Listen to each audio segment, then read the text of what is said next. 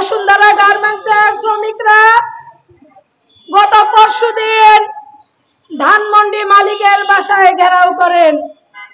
সেইখানে ধানমন্ডি থানা প্রশাসন শ্রমিকদেরকে মালিকের বাড়িতে দাঁড়াতে দেয়নি।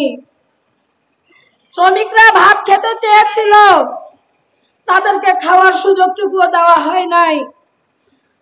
আমরা দুঃখের সাথে জানাতে চাই, এই যে রোদ বৃষ্টি আমাদের শ্রমিকদের উপর দিয়ে যাচ্ছে, আমরা আজকে 3 দিন এই শ্রমিকরা শ্রম ভবনের সামনে খেয়ে না খেয়ে মানবতার জীবন যাপন করছে। অনেক